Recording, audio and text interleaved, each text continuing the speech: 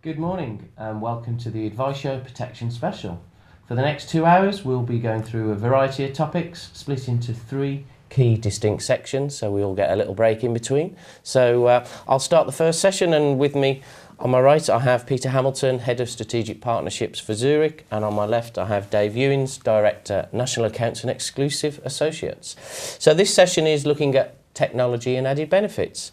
But I'll start with probably the easy question to Peter. What's the biggest challenge providers see at the moment in the protection market? So interesting talking about challenges. I think maybe just a scene set very briefly before the challenge, because I think from a personal perspective now is a really positive time for protection. So there are some challenges out there, but if I look at what's happening in the marketplace, the market went up about 7% last year, so very, very positive. I think we've seen more innovation in the last 18 months than we've seen for a long, long time. That's really positive. I think more and more companies, more and more providers have got development spend to focus on protection. So I think that's great. I went to a conference last week where I've never seen so many people talking about protection. So there are people out there, advisors and providers, really making the most of a protection market, because actually the need for protection is not getting any less. The state reduction in cover means that more and more of us are going to need that private protection that we collectively can provide. So I think it's a really good space to be in at the moment, and as good as a time as I've seen, I think, in years in the business. If you looked at challenges, I think from a customer point of view, one of the senses is we need to make sure customers are engaged in protection, and that's always been the case. How do we encourage them to be aware of, get involved in, and buy the products that we have, the protection that they need? And I guess linked to that, there is a challenge in terms of trust, and that's an ongoing thing. But what we do see periodically is this sense, if you believe the media, that the customers out there don't necessarily trust us to pay the claims. So from our perspective, that's absolutely something we've been looking with a fairly recent advertising campaign to put right. So we've got big billboards saying we paid 99% of claims. Now that's across our GI and our life book. But customers, when you ask them in research, typically say, well, I think they'll pay 45, 50, 55% of claims. It's nowhere near that. So we need collectively to get the message across that actually we're here to pay claims, and we do pay claims. So I think that's one of the challenges. I guess if I look from an advisor perspective, my worry as a provider is where is the next generation of advisors coming from? Because I think historically, we've seen big bank sales forces, we've seen home service, we've seen insurance companies developing and training advisors to come through. Right now, it's not so obvious to me where the next generation comes from. So my concern is, and when we look at the overall figures, there aren't enough people out there talking about protection. So what can we do to grow that? No? Yeah, I mean, it's an interesting one, Martin, isn't it? Just a reflection point, maybe to set the scene. Today, in 1950, this day in history was the time that the United Nations pushed north of the 38th parallel and invaded North Korea. So maybe not everything in the world has changed that dramatically. You can have your own reflection point on that. I suppose from a personal perspective, I would probably categorise it into two key areas. One would be client engagement. Ultimately, we sell or recommend a needed product, but ultimately, from a client's perspective, it's a benefit that's paid out on death or critical illness. It's not particularly exciting or engaging. So we've got to think about that and think about ways to stimulate and engage clients. And then there's advisor apathy. I think post the retail distribution review, there are far few, to Peter's point, there are far few advisors active in that space, and particularly prevalent around the wealth management space.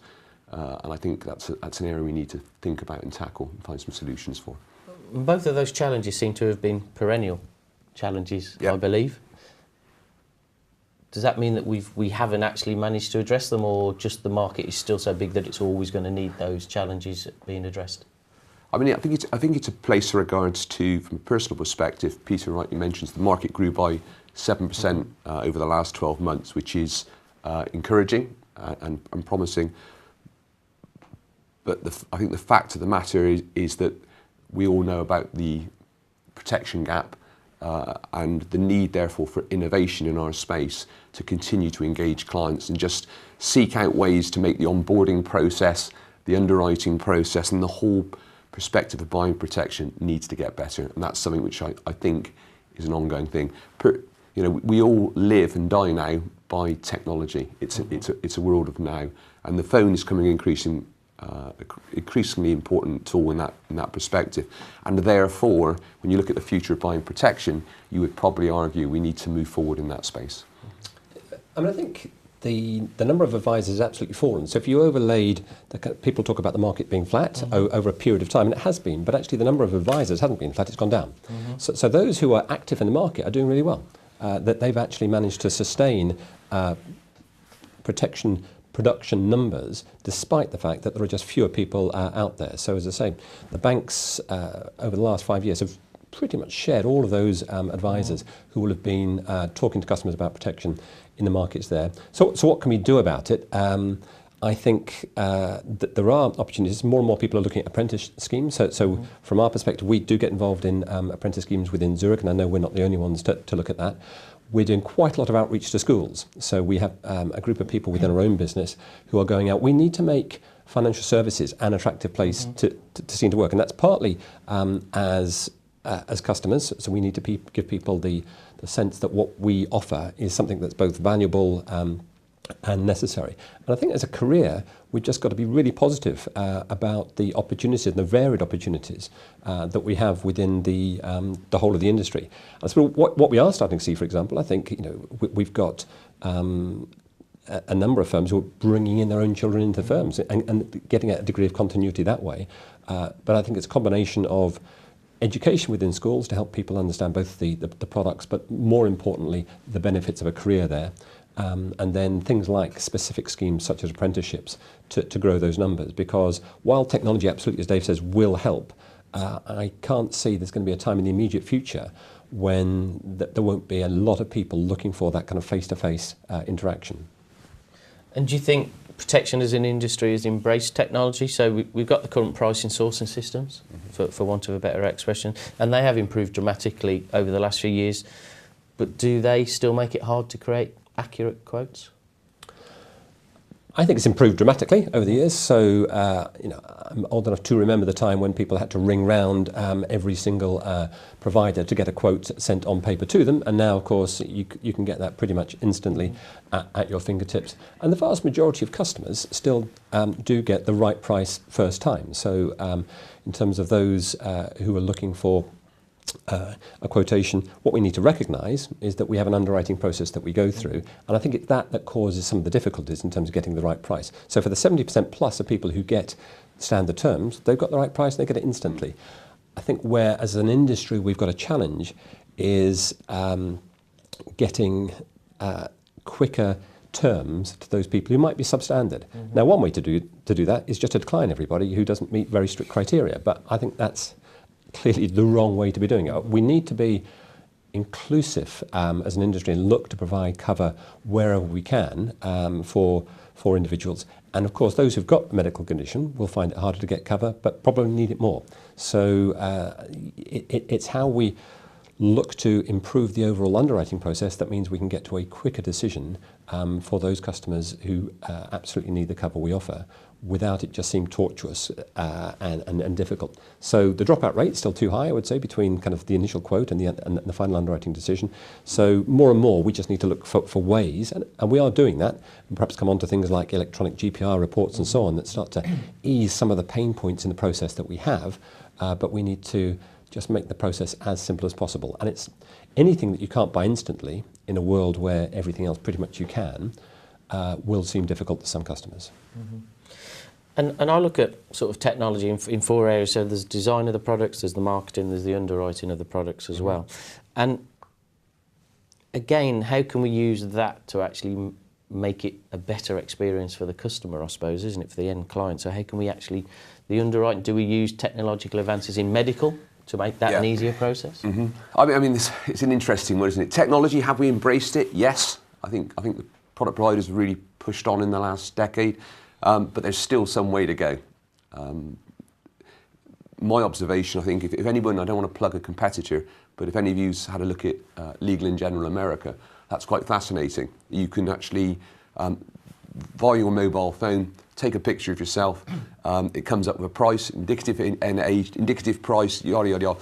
But you can purchase it, and that speed of transaction, people live now, I believe, in a day day of now. People want instantaneous results, Martin, and it's just an interesting way of how they've engaged technology to get to a quicker end result. Will it mean that the persistency rates are poor? Might it mean that sometimes we take on the wrong lives? Yes. But I mean, going back in time, that was part of providing life insurance. I did have a go, actually. I do know the app you mean. Yeah. And basically, it tells you your age, and I loved it because it knocks 6 years off. Fantastic. I I won't I try that one. I was 6 years older. But how do we actually get that engagement with the consumer with technology? Because again, most things that you see, whether it's on the internet, whether it's on TV advertising, is all saying, get life insurance from £6. Get the cheapest life. It's still only talking about price. It's not using technology to actually engage the reasons why people should take protection. Yeah, we don't, Martin. So, as you well know, and that isn't a plug at my particular company, it's just an observation. So all that we spend a huge, inordinate amount of money on advertising because we believe that the important message to get our brand out, but we don't push life insurance because if price is your optic, just intuitively, that isn't a very engaging proposition for a client. You're just going to chase each other south, and that doesn't, from our perspective, feel like the right way forward. So something that actually encompasses the client, engages the client, and actually leads the client to a better protection solution from whatever provider must be the way forward. It cannot always be about price. And being devil's advocate slightly, from your adverts, which you're right, don't really talk about it. Yep. If we don't talk about price or actually mention life, do you think we can be too subtle? Oh, I see. Potentially, most people would say about our adverts they recognise the dog and ask you questions about that. So maybe there is a point where we might have been slightly too subtle. But I think from a client engagement point, if you went to the consumer and asked them about adverts they would remember, I certainly would pick up Scottish Widows when I was younger, and I think most people would probably reflect on the adverts we run at the moment. Peter, do you think there's anything we could do more in that area for the engagement? So I think the point about price is an important one. So there's been a lot of talk as to whether the aggregator sites are good or bad for the industry. So my own take would be, actually largely, they've done a good job in bringing protection to the attention of more people. So that's not to say they're all good, but they're spending millions on advertising on television every evening. They're dragging some people there. We know from our own stats that people will have a look around the aggregator sites, won't automatically buy from there. They'll either come direct, they'll go to their advisor, but they'll have had their appetite whetted. We do need to do more to kind of help advisors reduce the impact of that kind of price argument. And that's where I think the added value benefits that we, that Dave's company and others have brought out, and I think had more of a focus on over recent years. So I think there has been a move away from just focusing on price. Most obviously in critical illness, we've seen the kind of quality of the products change quite dramatically, I would say, over the years. If you look at term-only plans, most companies now will have something that can be used to discuss broader issues with those customers. So from our point of view, we have a series of kind of counselling lines that focus on mental health of somebody. So whether that's in relation to employment, a relationship, your health, a bereavement. And when we started this off years ago, it was just a claim stage. But what we recognised that more people were using it, more and more people wanted access to it. And things like stress in the workplace is now talked about in a way that just wasn't 5, 10, 15 years ago. So I think the services that we offer, that Dave's company will offer, and more, do more than simply provide a sum assured at a particular time. It's good that they do that, but we've got collectively benefits that go beyond that. So it's helping people keep healthy, and Vitality do a great job, not least on the kind of physical stuff. But as I say, I think it's mental and physical health that we have an opportunity to help with. And the products that we collectively have now bear no relation to those we've had 15, 20 years ago, and it's all positive. I mean, one quick thought, Martin. It's just a personal observation. Is should cost be an issue? Cost, of course, should be an issue, but it should be an issue in the absence of value. And you would probably argue from a client's perspective, I think, that whether a case was £10, £8 or £6, is that really the purchase point of why they buy the proposition and why they get the protection they need? Arguably not. I don't think, we went to an industry event recently, the comment was made by Legal and General again, but the comment was made, how expensive do you think it is? I think it was £100,000 of life insurance for a male of 40. And the answer, I think, was £8 if you were at the same event. And nobody in the audience knew, Yeah, I mean, which is quite scary. Customers overestimate the cost of our products by about 3 times. Every bit of research I've seen that we've done ourselves and others have done show customers really have no idea actually how cheap it is. And that's all the products we offer. They will typically, in their own minds, overstate it. So that's an education job for us and for advisors out there to help customers better understand perhaps that it's just not as expensive as they think it is. And again, remember going back years and years, it used to be, we're selling pounds for pennies, which might seem a bit hackneyed and cliche, but actually there's a lot of truth in it still. Before we move on to the added benefits, just to remind members that you can send in questions at any point during the show, and we can ask our panels those questions. But moving on to the added benefits that you started to mention there, Peter, what do you feel when people say added benefits? What do you think that means? It means many things to many people, Martin. Maybe, I don't know, what would your value be? How would you judge it? To me, it's anything that's not actually relevant to paying a claim. Right. Is the initial starting point, that things that a client can actually use without having to actually make a claim. Yeah. So I suppose you would probably make the observation, I think, that we are selling ultimately a needed product, but a product that somebody claims at when they die or they get critically ill. And the greatest respect, that's not the most stimulating of subjects. So unfortunately, our product always risks being something that's purchased, put inside a cabinet, and actually only ever realised when a claim occurs. And I suppose the added benefits piece, which more and more people are moving into that space now, is an interesting one. And it's one about engaging the client, making them value their product, making them interact with their product. I suppose there's a couple of reasons for that, but ultimately, if the client is engaging inside their product and their product proposition from whoever, that has to create a better outcome. Ultimately, though, it's about making sure they got the protection they need. Peter? Yeah, I'd agree with what Dave says. I think part of it is just giving, not least advisors, the opportunity to talk more broadly in terms of the benefits that accrue to the customer that go beyond pure price. Because actually, if it's pure price that the customer sees and the pure price that the customer is focused on in isolation, they will be able to buy it cheaper online. Because someone somewhere will have discounted their commission because they're not having to go through that advice process, and will be able to offer it cheaper. So I think the added value products, as much as anything else, are developed to help advisors as well as the customers themselves. So they certainly do provide genuine added value for customers, and we've seen through the case studies and the examples that we've experienced of customers actually using them are really powerful. But I think from an advisor perspective, the chance to say you may be able to get a couple of quid cheaper online, but they're not going to be talking you through this, that, and the other additional benefit. They're not going to be talking through the benefits of a trust that will go with it. You might find it's a couple of pounds cheaper, but actually, if you've got the wrong money going to the wrong people at the wrong time, then you've missed the opportunity. So I think are trusts added value or not? I mean, everyone will offer a trust, but the chance of you getting a product in trust if you've gone online are pretty remote, I would say.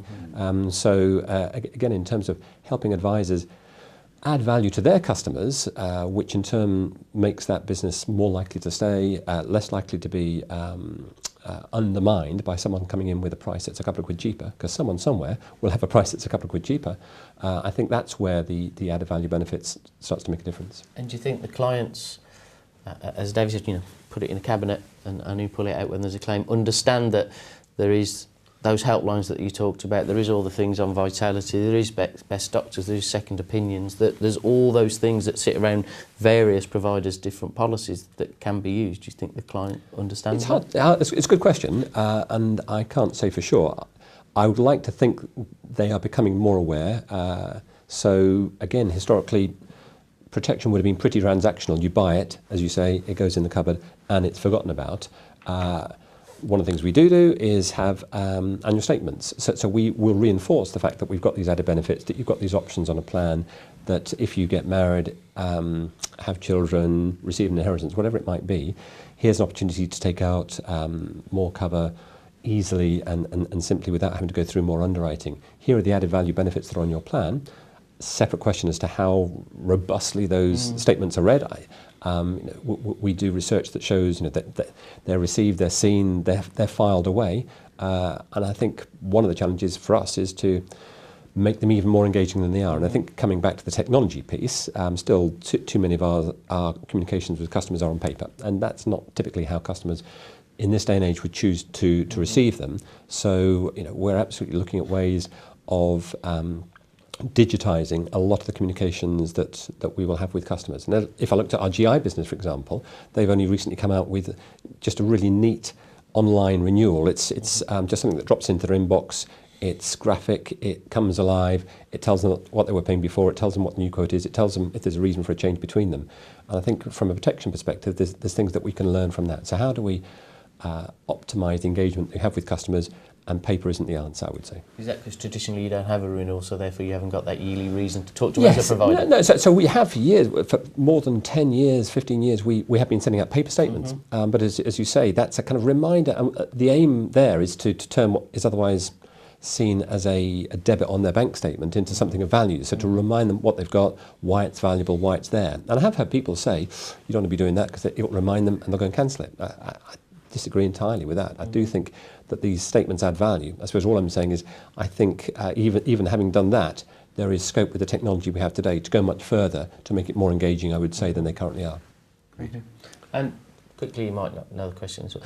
Do you know for people that use your helplines and how many are doing it pre-claim or post-claim? We get more now pre-claims. So historically it was just post-claim, but I suppose inevitably the very nature of insurance means that a lot of people will never claim, and that's good for them because they've stayed healthy. What we are seeing now, because the nature of the service is broader, originally it would just be bereavement, but now we're getting people ringing out. So we do, for example, job counselling, or we do education guidance. That part of the service is helping you find new schools or nurseries in your area, because there's links to various bodies that are connected with that. So it's absolutely now the major part of the engagement there is pre rather than post claim. Dave, obviously you've built a proposition around the added benefits. We have. How have you felt that members and the advisor community have engaged with that? It's been hard, Martin. It's been quite a fascinating journey. It's just a couple of stats which might make, for everybody might make them think a little bit. But we now have, of our members, 2/3 are now engaged in some format. And of those, 27% are what we call platinum, which means they're fully engaged. They're getting benefits on a regular weekly basis. Peter makes a fantastic point, though, from an industry perspective. It's how do you get the information and demonstrate the value of the extra benefits that you're providing inside that proposition to the client. So from our perspective, we've just launched today a brand new advisor hub.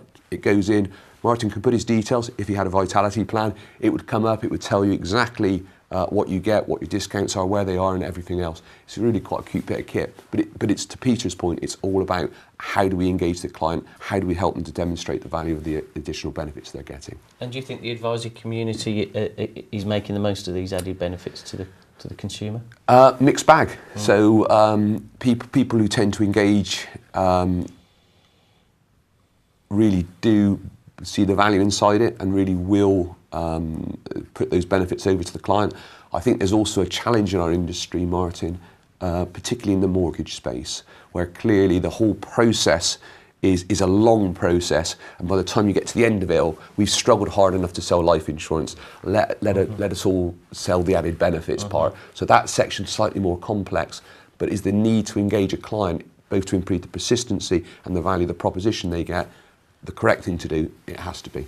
And how can providers like yourself and distributors like us actually help the advisor community? I think to the advisor community, I think we've got to continue with the message regards to cost and value, and ultimately, from a personal perspective, the campaign I'd certainly push heavily is one of wealth without health has no value, meaning you can accumulate for me as much money as you like to, but when I retire, if I'm not in good health and cannot accumulate the capital I've built up, it adds no value to me. Well, if you think about the industry now and less advisors in the wealth space being prepared to get engaged in the protection market, that can't be the right answer. Nice little link onto one of my questions about wealth without health post RDR. So what should wealth advisors be doing more of then? Should it be part of just a foundation part of their advice process? Well, it should be the cornerstone of everything you do. Protection should be the starting place. Surely you build anything. However, if that isn't for whatever reason the conclusion, then I think we need to think about referral models. And how do we pass that opportunity over to somebody who's active in that marketplace and wants to give the advice? Mm-hmm.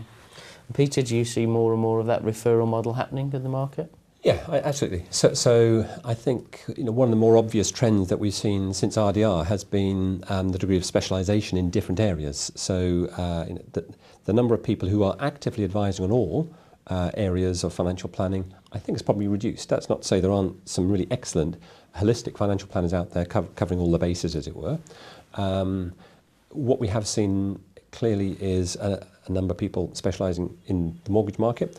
We've seen people now going through some pretty strenuous tests to become much more qualified than historically ever they would have been in the investment market. And I think some of those will have lost a focus on protection. And it's easy to say that shouldn't be the case, but I can understand why there's been this kind of focus, not least because of all the activity that's going on, for example, in the investment world with pensions drawdown, transfer opportunities and so on. There are a number of advisors I think have lost sight of, understandably, the opportunities for or the need for protection. So these customer need hasn't changed really, I would say.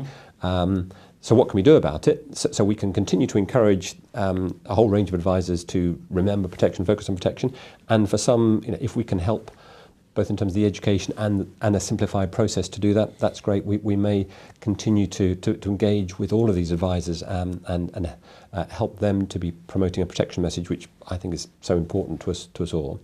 Or we can find other ways for them to engage, which perhaps better fits their business model. So one opportunity that we've been starting to trial with some Simply Biz firms is a link to a direct site for their customers. Mm-hmm. So we have an online capability for customers to do the whole thing themselves, but it's linked to the advisor. So the advisor, for example, puts a link to our site on his website. He may not discuss the protection in any great detail at all, but there's the ability for the customer to fulfill that without the advisor getting involved. Now, if all they do is put a link to a website and think the business will come flowing in, then that's probably an unrealistic expectation. So it would need some kind of marketing to their customers, and it would need some kind of sense of signposting or pointing in the right direction.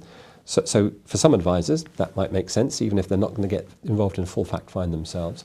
I think for others, it may be that they're comfortable their customer being referred to another firm. And what you have got, and I know Simply Biz are talking to people like Future Proof, that there are opportunities for people who do specialise in protection to work with advisors who don't. So over time, my expectation is we will see more of these alliances or more of these direct opportunities being borne out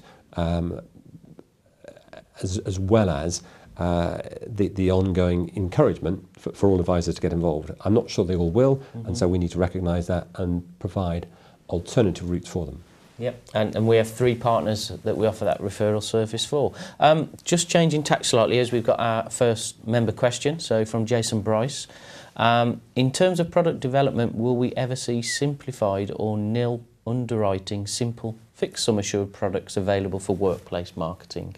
Yes, Jason. In its most simplistic, we need to work. I mean, we're probably as guilty of it as anybody in the industry in regards to overcomplicating.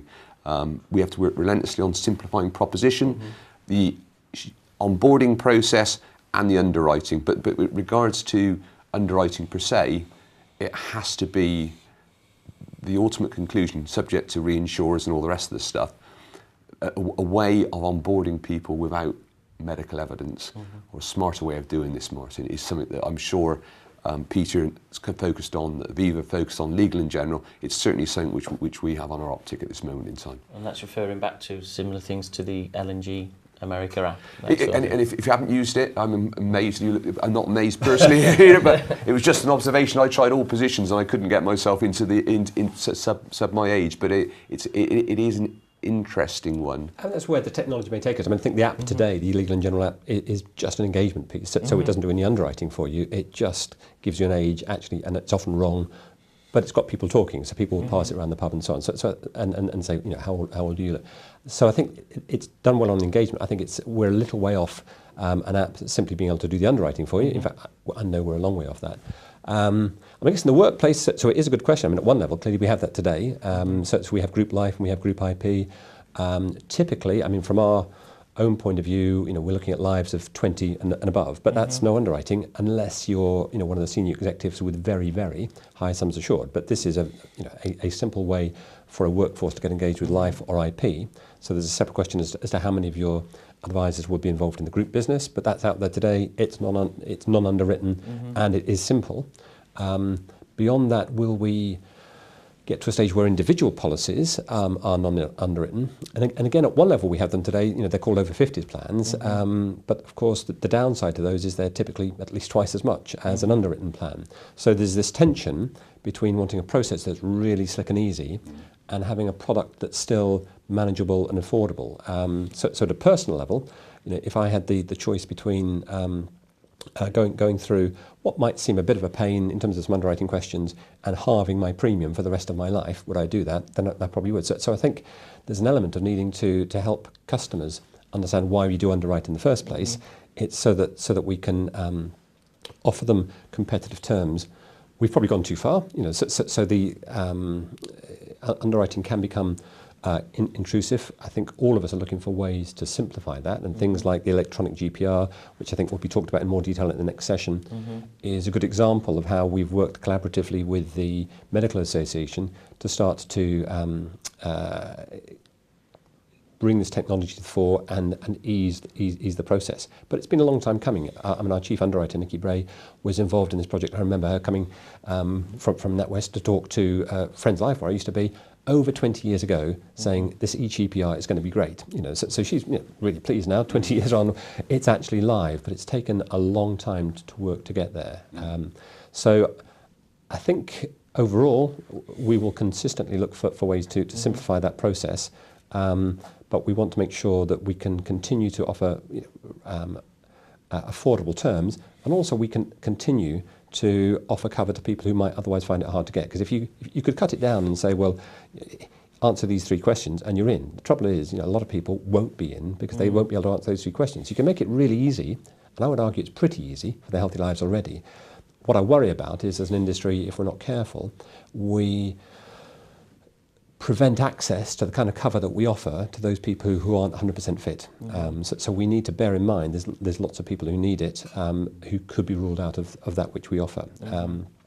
Clearly insurance is based on pooling of risk. You know, it always has been. And when you look where technology could take us, with more and more data being available on us as individuals, you can see a time when instead of asking people to fill out a form, we know so much about them, assuming that falls within the appropriate data protection regulations, that we can offer products out based on what we know, as opposed to asking them to fill out all these questions. But again, what we need to make sure is we don't get to a stage where the only people who can get cover easily and cheaply are the very healthy, and that we create an underclass of people who just can't get cover at all, because that would be a suboptimal outcome altogether, I would say. So do you think that day when you just put in your national insurance number, for example, and you get a quote on anything, is not really viable? I'm more bullish than, you know, I think it's viable. I think with the way that the advances we make, the speed of change, the biggest challenge I believe, for the product providers will actually, certainly you've got some insurance limits beside it, Martin. But up to that, if it's a pooling of risk, there has to be some way that you can collectively get the data you need. I was looking at something on the weekend. One of the health insurers was quite interesting, whereas they now literally, it's straight on, it's not with a moratorium, which was quite interesting. I'm not sure how they do it, but you can see ways with the embracing technology, how the industry can get to that point. And ultimately anything that makes the process of joining, taking it up, but with the right caveats around quality in there, has got to be good. Yeah, I mean, I think what Bill Gates said, we tend to overestimate technological change in the next 2 years, but underestimate it in the next 10 years. So there's no doubt that the technology will continue to advance dramatically. I mean, today, can go and get your DNA tested. So it would have been a few years ago thousands and thousands of pounds, but now you can go online, and there's a few companies that are doing this for under 100 quid. You can get a kind of DNA profile. Now, again, today it probably doesn't tell you that much. It will say you've got a little bit of Viking ancestry, or give you some recommendations. You should eat more broccoli, but it won't today make a very material difference, I think, to our underwriting process. But you can foresee a time when actually that will get even more and more sophisticated, and a lot of the tests that we might do today will be obviated by the availability of these kind of tests. It brings with it more challenges to the insurance industry, because of course today there's a moratorium, understandably, on us using that kind of DNA information.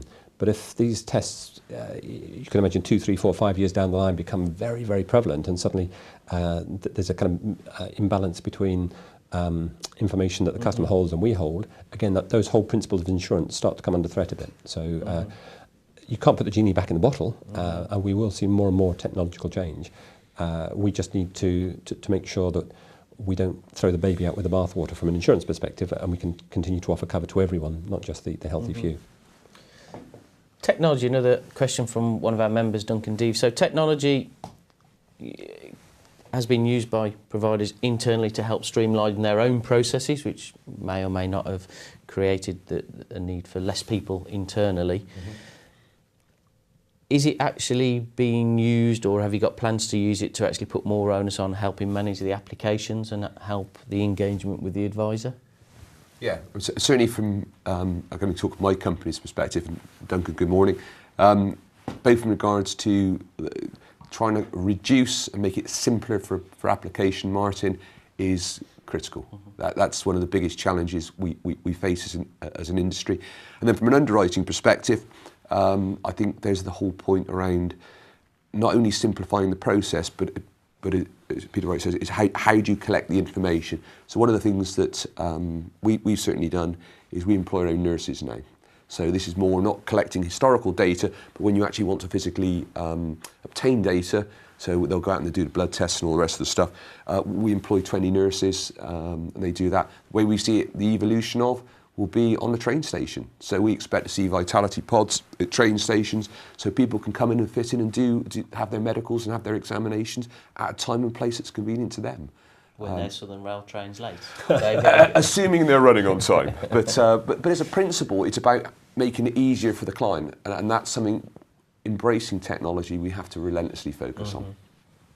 Yeah, I think every company now is investing more and more in protection technology. So I think some of these things are quite dramatic, and we'll see some major changes coming through. So again, I think the level of investment is as high as I've seen it, and it's not going to stop, I would say.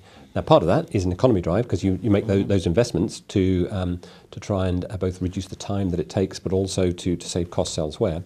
But the kind of opportunity, I think, that some of this technology brings to make it easier for customers to buy, for advisors to advise, it's going to continue. And do you think that with all these technology enhancements and engagement, the way products are sold and distributed will change over the coming years? I think, again, it will over time. So people talk a lot about robo-advice at the moment, and it's starting to gain a degree of traction in the wealth market. But then again, we look at Nutmeg still making 9 million losses and so on. So it's not going to be overnight. I think in the protection market in particular, you've got to get the customer thinking about it in the first place before they're going to engage with a robo-advisor of any kind.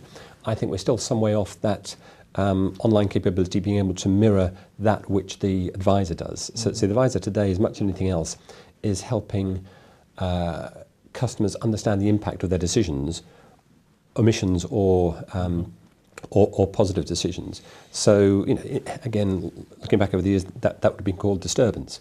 I don't see any robo-advisor, easily doing that right now. The danger is if we're not careful, we'll have very complicated algorithms that get a huge lot of information on your incomings and outgoings, produce a number that the customer can't possibly afford, and the customer gets turned off altogether.